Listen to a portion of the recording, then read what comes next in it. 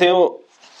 오늘부터 바이블 아카데미 1과 그리고 2과까지 진행할 정순용 목사입니다. 그리고 바이블 아카데미는 광고에서도 보신 분들도 있겠지만 성경을 읽고 또 배우고 또 함께 여러 가지 자료들도 보면서 하나님과 좀 가까워지는 시간을 만들려고 합니다.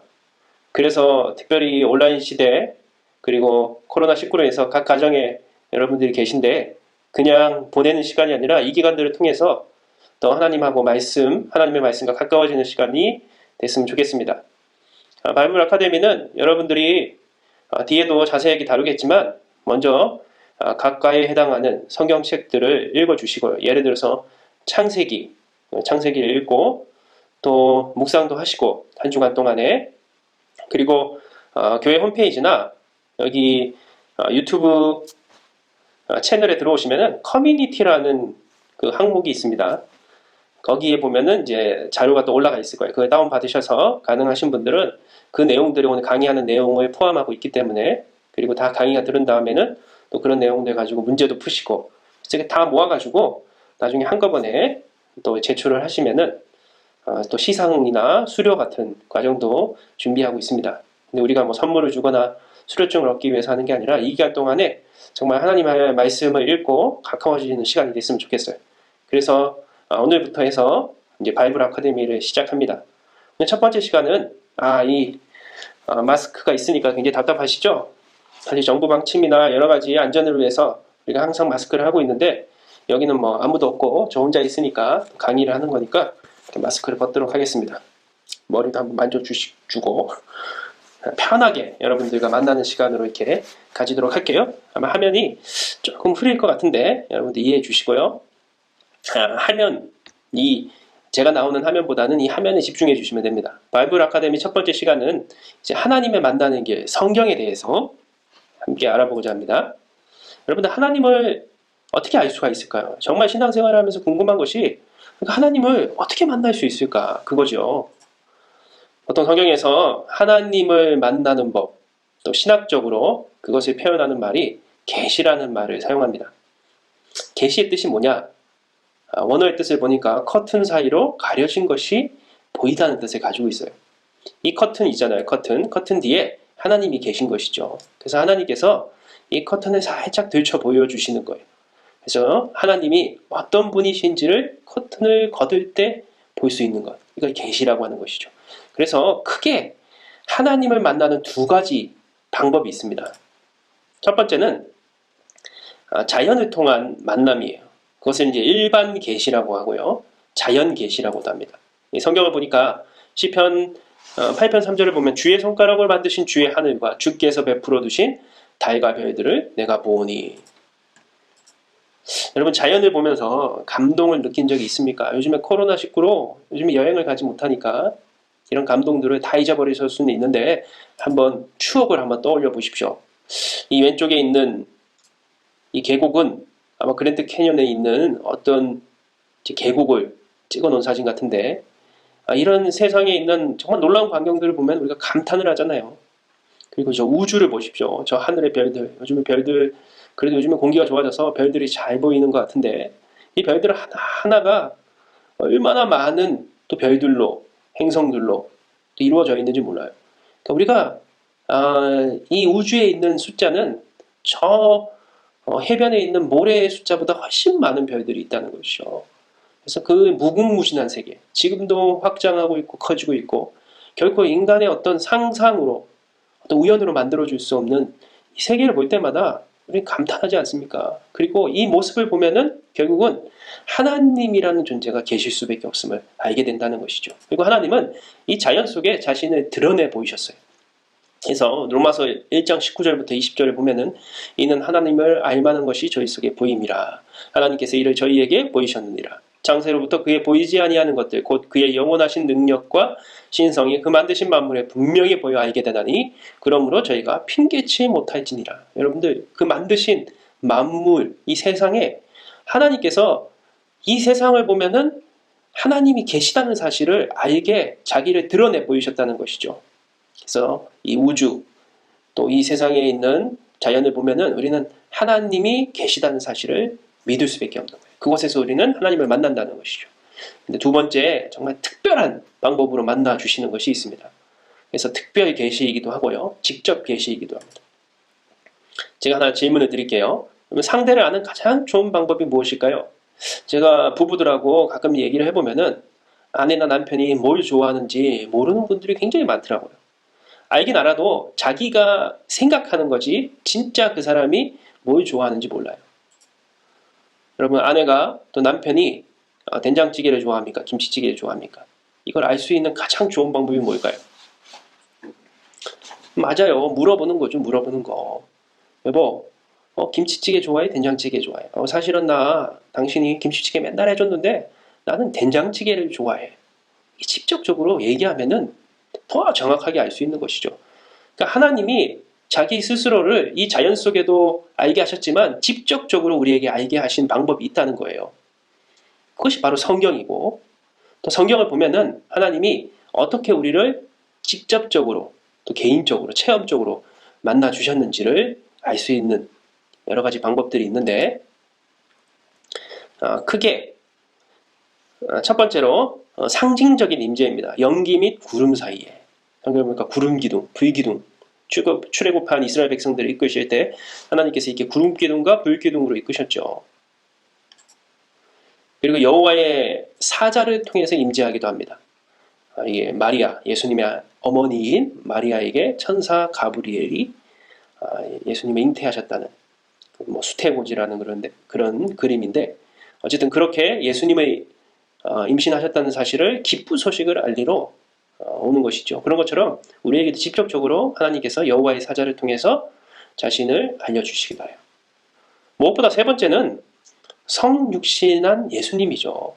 예수님 자체가 하나님이 자신이 어떤 분이신지를 이 땅에 보여주신 가장 확실한 또 특별한 방법이라는 것이죠. 그리고 예수님이 부활하신 다음에는 이제 교회를 통해서 임재하고 있는 것이죠. 그래서 요한복음 1장 18절에 보니까 본래 하나님을 본 사람이 없으되 아버지 품속에 있는 독생하신 하나님이 나타내셨느니라.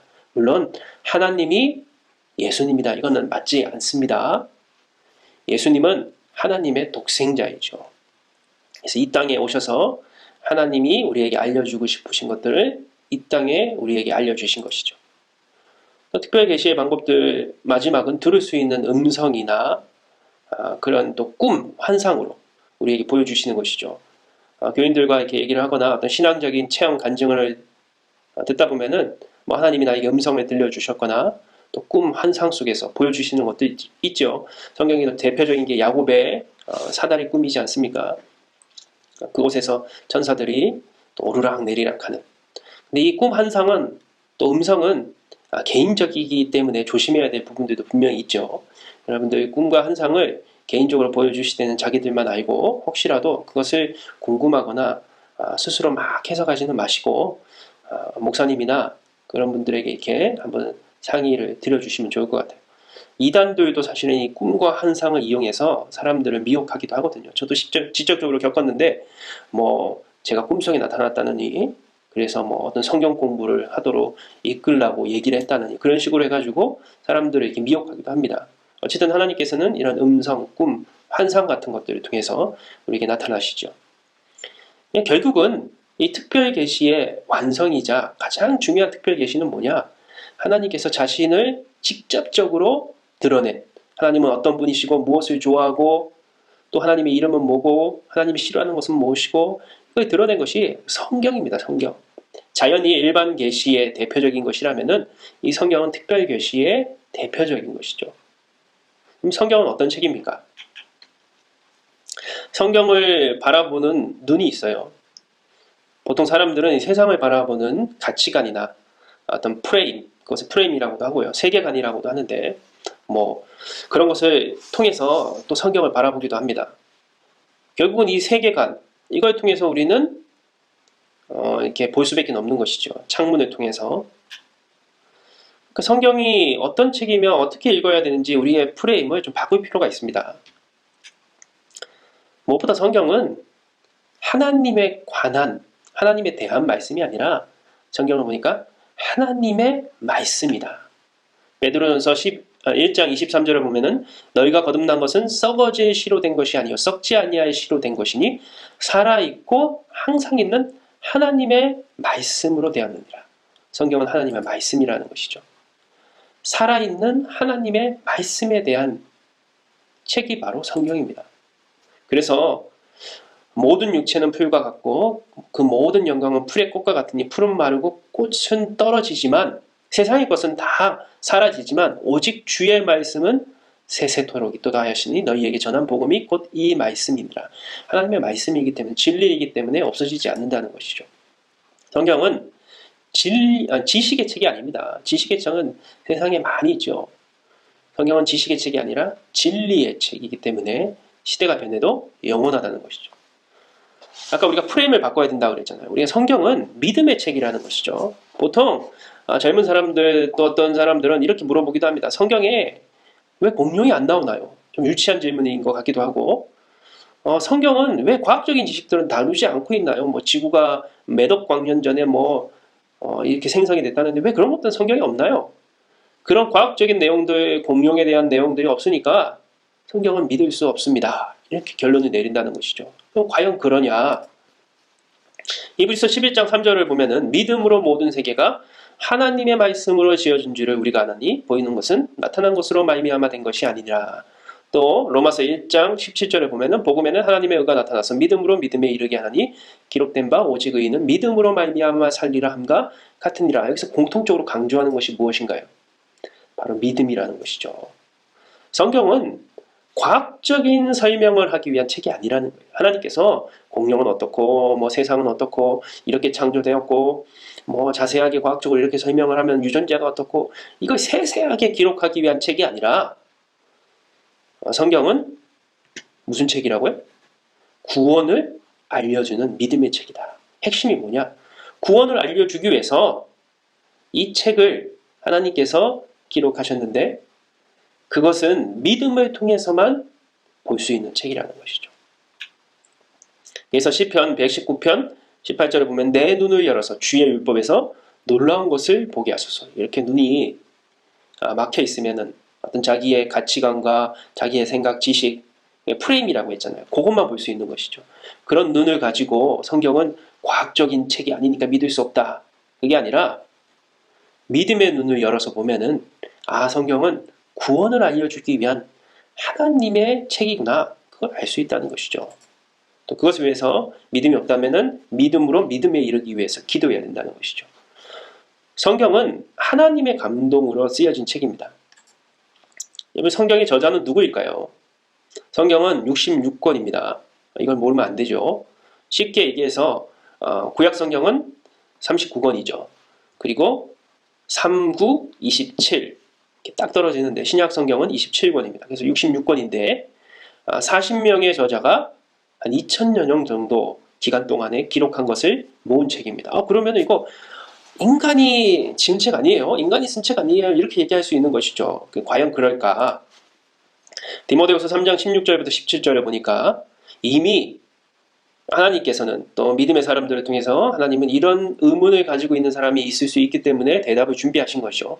모든 성경은 하나님의 감동으로 된 것으로 교훈과 책망과 바르게 함과 의로 교육하기에 유익하니 이는 하나님의 사람으로 온전하게 하며 모든 선한 일을 행할 능력을 갖추게 하려 함이라.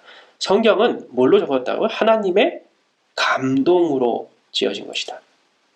베드로서 1장 21절에 보니까 예언은 언제든지 사람의 뜻으로 낸 것이 아니요 오직 성령의 감동하심을 받은 사람들이 하나님께 받아 말한 것이니라. 이 예언, 보통 우리가 구약 성경에 예언서라고 하는 성경들이 있지 않습니까? 그리고 또 예언이라는 말은 말씀을 대언한다는 뜻을 가지고 있거든요. 물론 오늘날 시대에는 자기가 한 말을 마치 재림예수, 자기가 마치 진리를 얘기하는 것처럼 얘기하는 사람들이 분명히 있죠.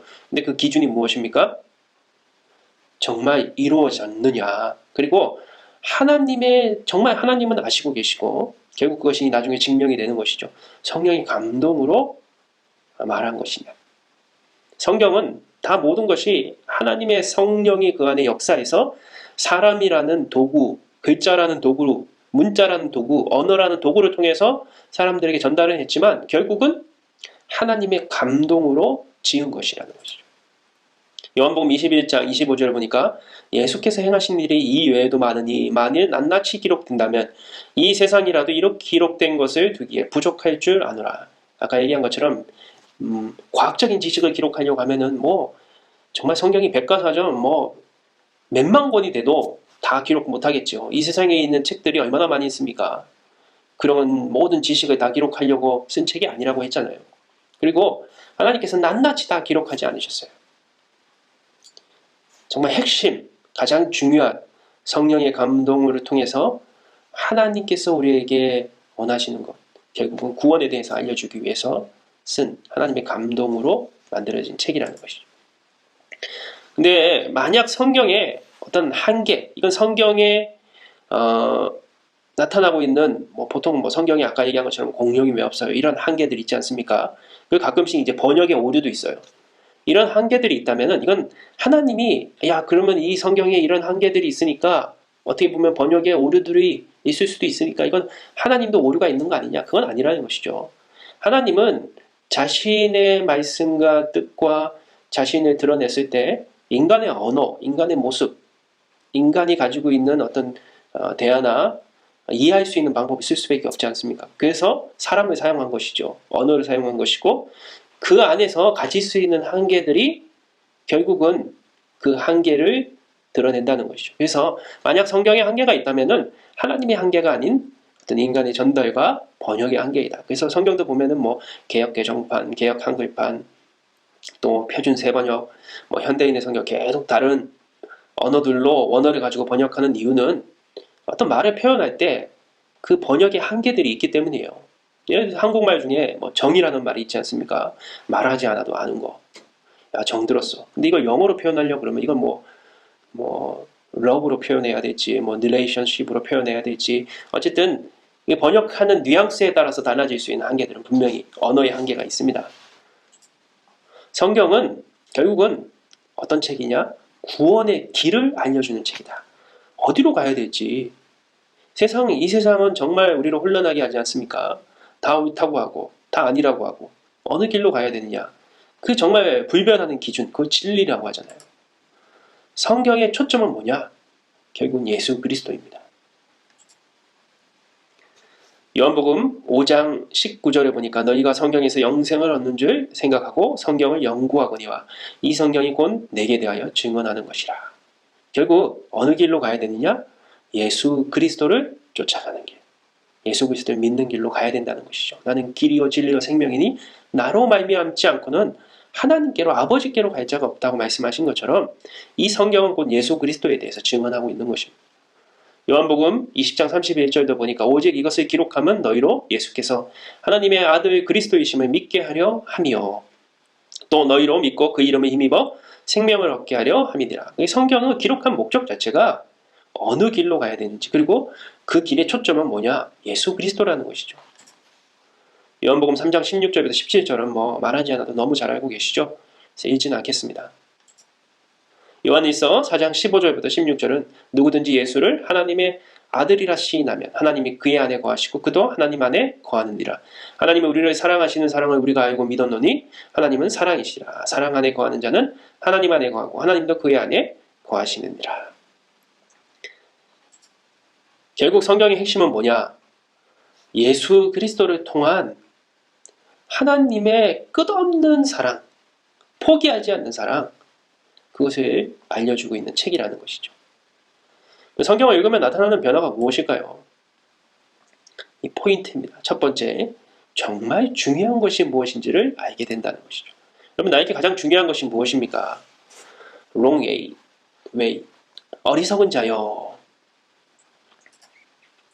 누가복음 12장 16절부터 21절을 보면은 부자가 등장합니다.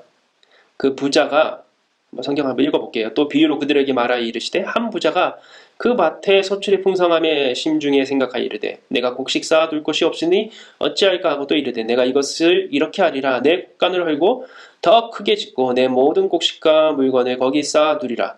또 내가 내 영혼에게 이르되 영혼아 여러 해 쓸 물건을 많이 쌓아 두었으니 평안히 쉬고 먹고 마시고 즐거워하자 하리라 하되 하나님은 이르시되 어리석은 자요.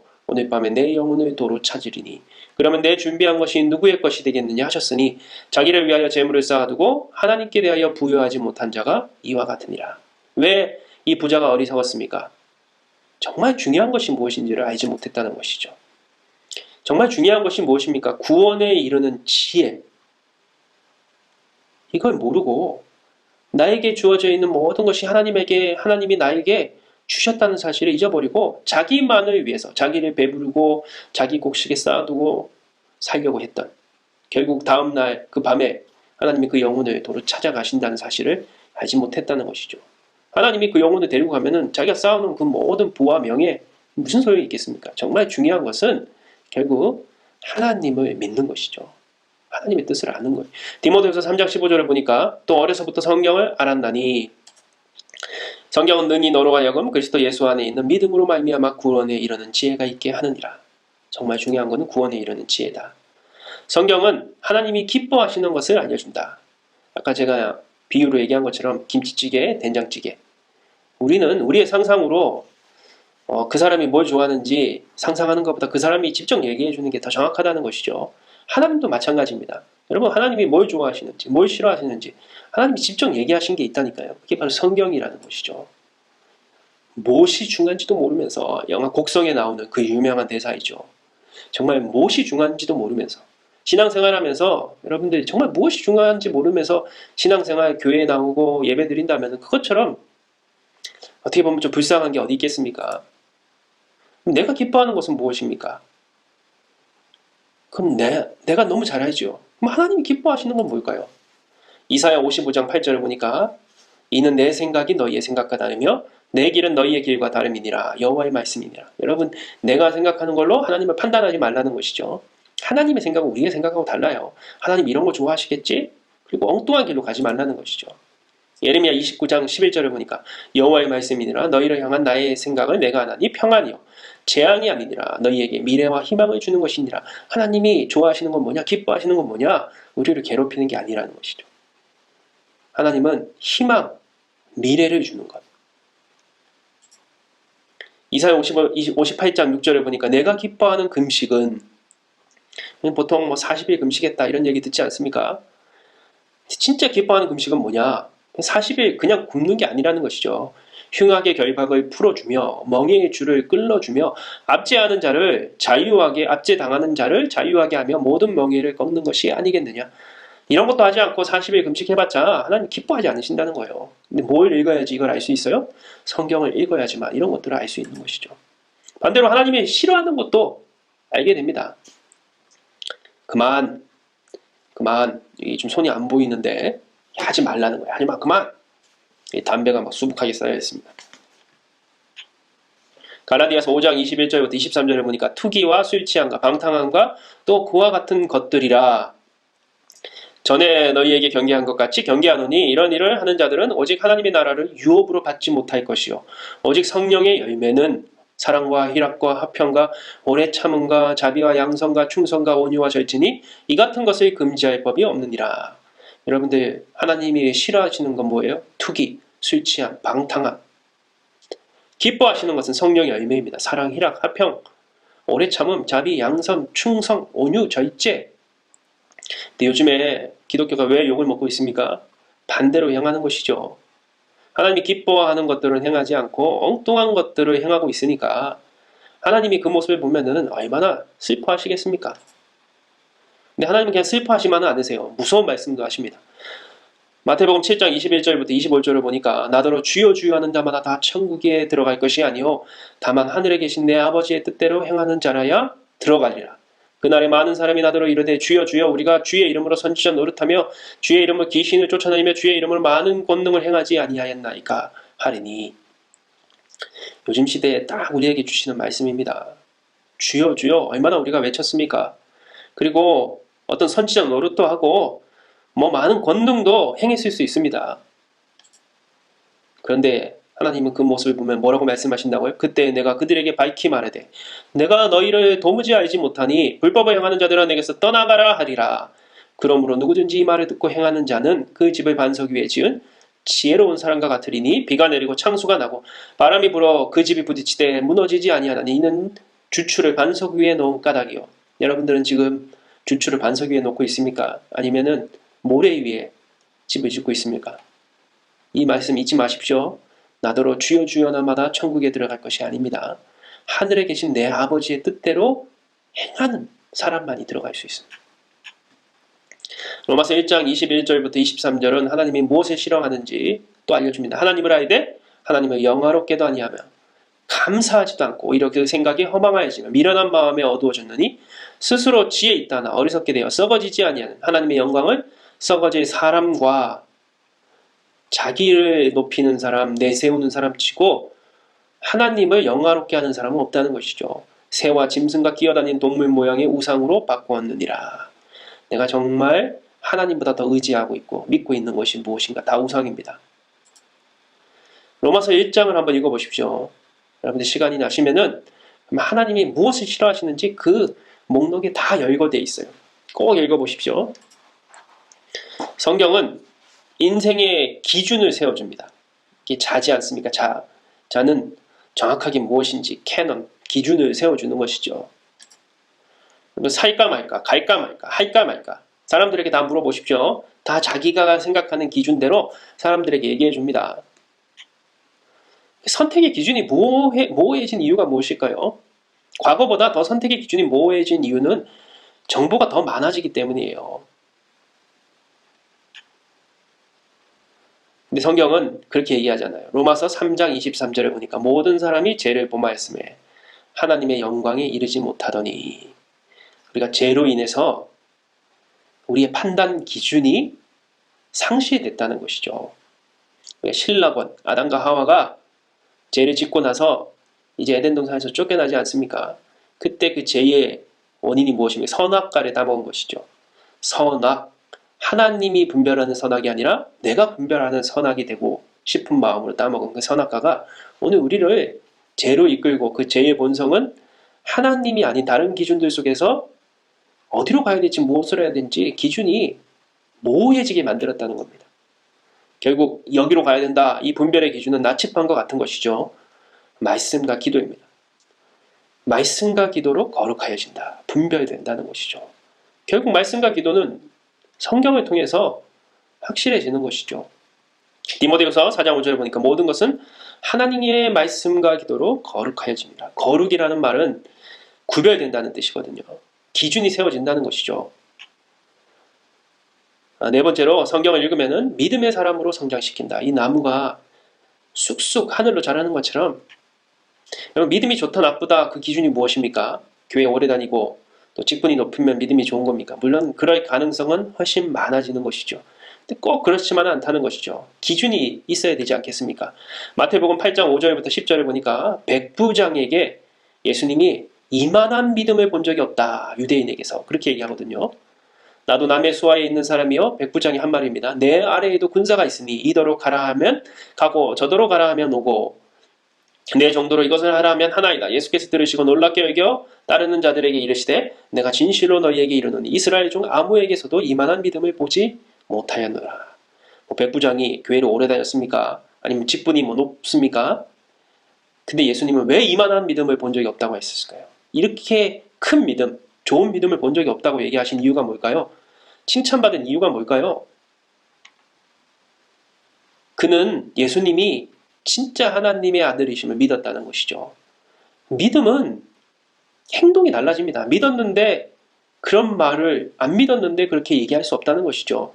백부장은 예수님이 진짜임을 믿었기 때문에 그의 행동 자체도 달라진 것이죠. 예수님은 이걸 보신 것입니다.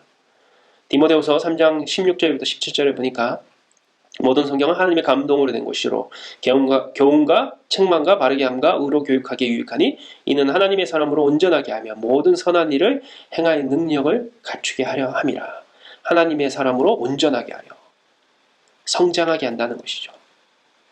벌써 이제 첫 번째 시간이 끝났네요. 여러분들 이 시간 동안에 들어주셔서 감사하고, 아까 말씀드린 것처럼 두 번째 시간까지는 성경 개관으로 이렇게 강의를 진행하고요. 두 번째 시간의 내용은 성경의 핵심인 구원에 대해서 좀 더 자세하게 살펴보려고 합니다. 여러분 다음 시간 만날 때까지 건강하시고 다음에도 그 자료 다운 받으시고 또 미리 이제 다음에 이제 성경 개관 끝난 다음에는 창세기가 들어가 있을 테니까 여러분 창세기도 읽으시고 또 준비해 주시기 바랍니다. 감사합니다. 안녕히 계세요.